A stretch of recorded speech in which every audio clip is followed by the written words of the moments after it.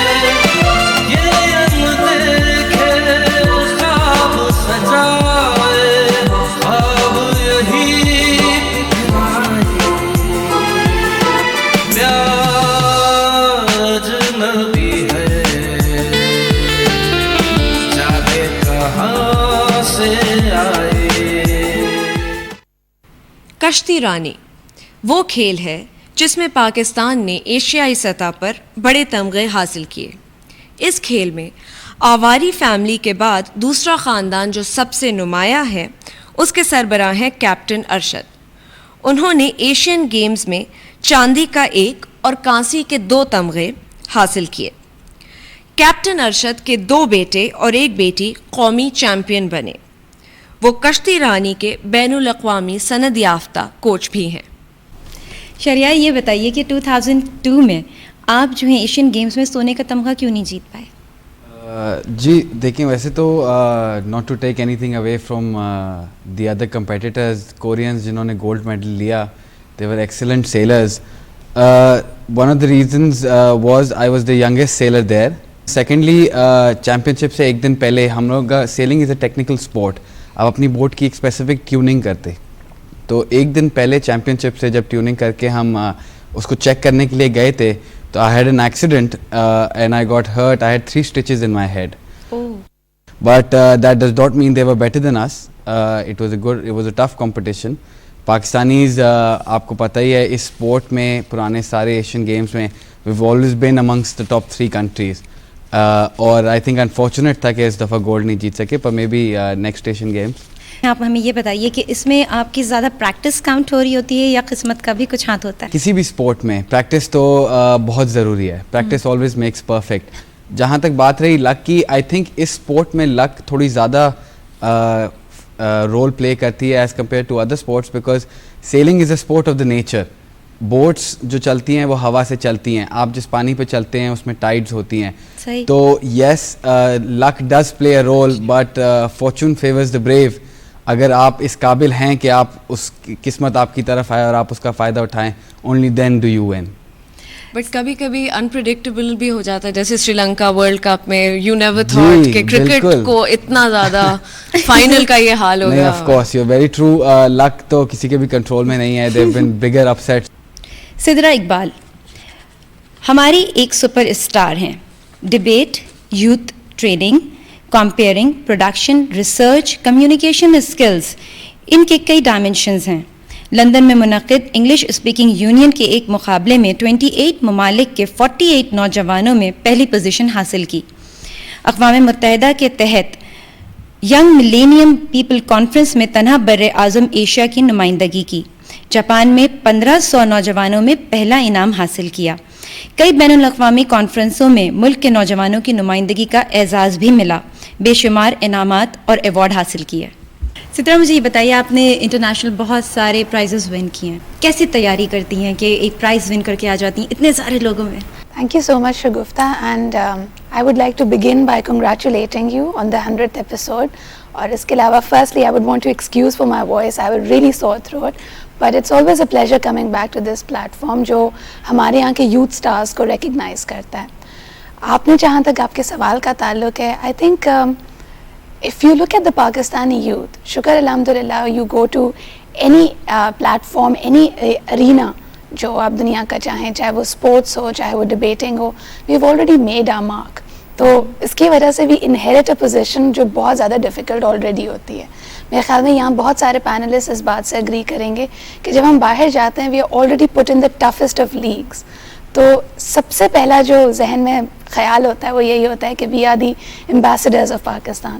تو اپنی ذات، اپنی کمیونٹی، اس وقت سٹی آپ سب طاق بلائے طاق رکھ دیتے ہیں. And all you want to think about is that I want to do my best in order to make my country proud. آپ یوتھ ٹریننگ کا بھی کچھ کر رہی ہیں، وہ کیا ہے، تھوڑا سا ایکسپلین کریں گی؟ پوری دنیا مانتی ہے کہ Pakistan is one of the oldest civilizations of the world and at the same time our population is the youngest. یعنی ہماری آبادی کا 52% جو حصہ ہے وہ 25 سال کی عمر سے کم ہے. تو all this young blood it has to be channelised, it needs to be groomed. تو اس کے لیے when I came to this program I was not a part of media. پچھلے 2 سالوں میں میری انوالومنٹ میڈیا میں بھی رہی. And what I gathered from it is کہ اس سے زیادہ افیکٹو ٹول نہیں ہے.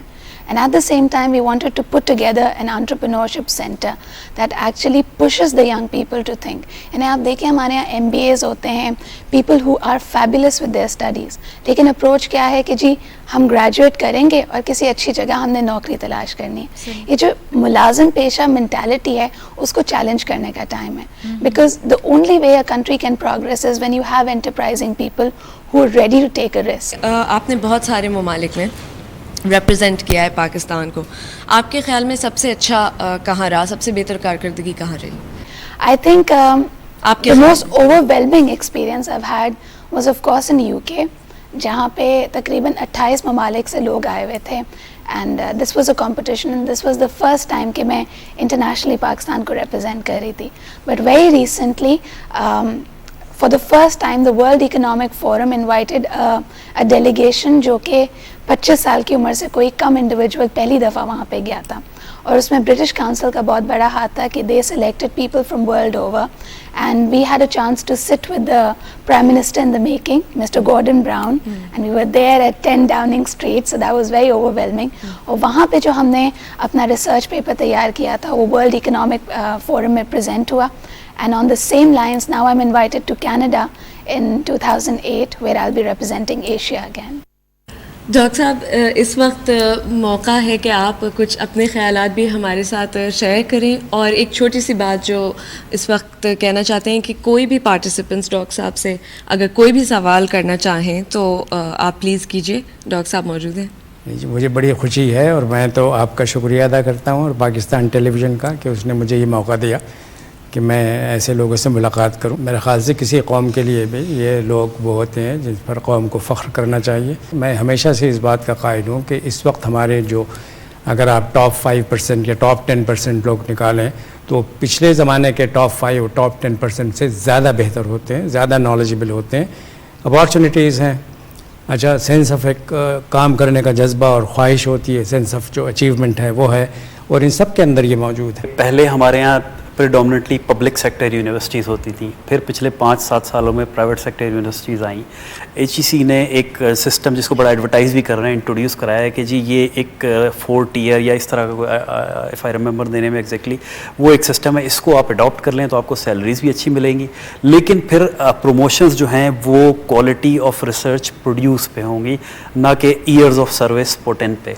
तो उस पर बड़ी रेजिस्टेंस देखने में आई ओवरऑल टीचर्स की तरफ से, प्रोफेसर की तरफ से. ये अच्छी बात है कि ये अब नया एक सिस्टम शुरू हुआ है जिसके अंदर एजुकेशन को और हायर एजुकेशन को बहुत पैसा मिल रहा है, और मुझे उम्मीद है कि ये पब्लिक यूनिवर्सिटीज़ जो है वो इम्प्रूव करेंगी. लेकिन मुझे एक अफसोस इस बात का है कि अनफॉर्चुनेटली ये पब्लिक यूनिवर्सिटीज़ जो हैं इन्होंने भी एक ऐसे घुमा के जो नाक पकड़ी है और एक रास्ता निकाला है उसी तरीके से जो प्राइवेट यूनिवर्सिटीज़ कर रही हैं. अब ये शाम को महंगी एजुकेशन देते हैं और उन लोगों को दाखिल करते हैं जो otherwise couldn't have taken admission in the university. Universities में there's a huge presence of political parties. So as an educationalist, do you think they even have any right to be there? Because I've heard very many instances from professors कि काफ़ी actually harass होते हैं students and professors by their presence. मेरा ख्याल ऐसा है कि ये चीज़ जो है अच्छी नहीं है एजुकेशनल इंस्टीट्यूशंस के अंदर. आपके यहाँ पॉलिटिकल पार्टीज़ के अंदर जो चीज़ लैक करती है वो ग्रे सेल्स की डेवलपमेंट है. They don't have grey cells, unfortunately. Absolutely. हम अक्सर देखते हैं कि जो नए लोग आ रहे हैं वो समझते हैं कि आज के टूल्स, आज की नॉलेज सिर्फ उनके पास है, इसलिए they want to do their own things. I personally feel कि हमें अपने बुजुर्गी, हमारी तहजीब भी है और इसका हमें एक होल्ड चाहिए. आप क्या कहेंगे सर इस बारे में? जब आप कह रही थी आप ट्रेन करती हैं लोगों को, तो मेरे दिल में ये लफ्ज़ ट्रेन ज़रा थोड़ा चुभ रहा था. ये जो हमारा बुज़ुर्गों का यानी हम लोगों का ख्याल ये है कि हमको ट्रेन करना है नए लोगों को, यानी हमको डेवलप नहीं करना उनको. उनके अंदर जो सलाहियतें हैं उनको बाहर निकाल के लाना एक काम है और उनको ट्रेन करना दूसरी बात. ये लफ्ज़ जो एजुकेशन है ये बुनियादी तौर पर इब्तिदा में जो इस्तेमाल होता था अपने लुग़वी मानों के अंदर, वो जानवरों को सधाने के लिए इस्तेमाल होता था. हाँ, क्या हम लोग कोई ऐसी कोशिश नहीं कर सकते कि जो स्टूडेंट यूनिवर्सिटी में क्लासेस के बाहर बैठे, क्या हम उनको अंदर नहीं ला सकते? क्या हम ये कोचिंग सेंटर के सिस्टम ख़त्म नहीं कर सकते? कर तो सकते हैं, लेकिन ये किसी कानून से या किसी फोर्स से ये काम नहीं हो सकता. इसलिए कि वो उस्ताद जो क्लास में नहीं पढ़ाता उसके न पढ़ाने की बहुत सारी वजूहात में एक वजह ये भी है कि शाम को आप उसका कोचिंग सेंटर ज्वाइन करेंगे और उसको एक एक्स्ट्रा आमदनी होगी. یہ اس کے اندر ایک پالیسی بننی چاہیے, حکومت کو سوچنا چاہیے کہ اس کو ختم کرنا چاہیے. اب باتوں سے چلتے ہیں آواز کی دنیا کی طرف. واصف پرفارمنگ آرٹس کے ماہر ہیں, تھنڈر گائز ڈانس گروپ سے منسلک ہیں. آئیے ان کے فن سے لطف اندوز ہوتے ہیں.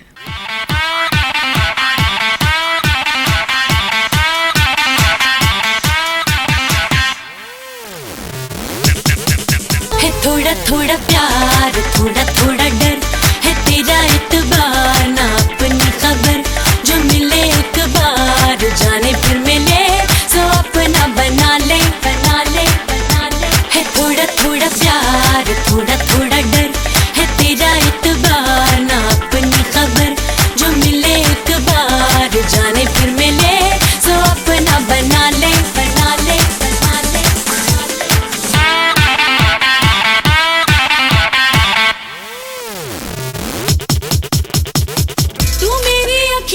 پڑھ لے انج نہ کر من مانیاں ظلم نہ تو کر دل تے تھوڑی جی کر مہربانیاں. پیار دا آسرا دے دے دل نوں ذرا میرا بن کے وفا